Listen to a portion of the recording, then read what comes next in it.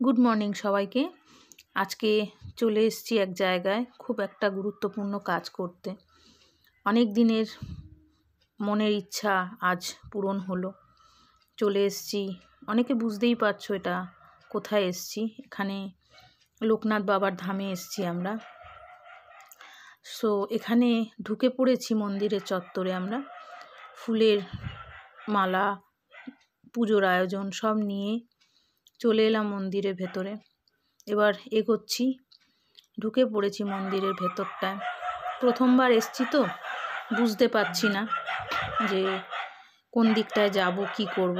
আর প্রচণ্ডই ভিড় ছিল, জানি না কেন, কোনো উৎসব বোধহয় ছিল বা কোনো দিন, একটা স্পেশাল দিন ছিল, যার জন্য লোকের প্রচুর সমাগম। এখানে দেখতেই পাচ্ছ চারিদিকে ভিড়ে ভিড়, আর দিনটাও ছিল সানডে। এখানে আমি ফটো তুলব বলে দাঁড়িয়েছি। আর এই যে লোকনাথ বাবার মূর্তি, এখানে সবাই বসে আছে, কেউ পুজো দিয়েছে বা পুজো দেবে, লাইন দিয়ে রয়েছে। আমরাও লাইন দিয়ে দিলাম পুজো দেওয়ার জন্য।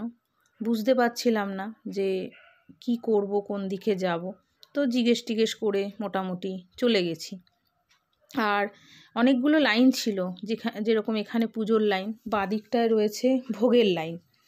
এবার সবাই ভোগের কুপন কেটে ওখানে ভোগ খাওয়ার জন্য এগিয়ে যাচ্ছে। তো আমরা ভোগটা খাইনি, কারণ প্রচণ্ডই ভিড় ছিল। দেখলাম ভোগ খেতে গেলে বিকেল হয়ে যাবে। আমরা পুজো দেওয়ার পরে পাশেই নাট মন্দিরটায় এলাম। উপর থেকে ভিউটা এত সুন্দর লাগলো, না রেকর্ড করে পারলাম না। দেখো কত লোক, কত ভিড়, কত ভক্তরা এসছেন লোকনাথ বাবার কাছে।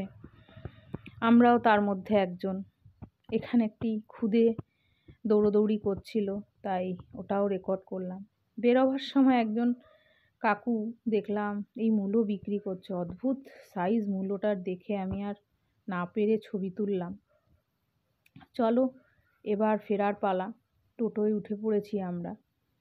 টুকিটাকি কিছু একটা খেয়ে নিয়েছিলাম, কারণ ভোগ আমরা খেতে পারিনি। এটা পরের বার আশাটা পূরণ হবে।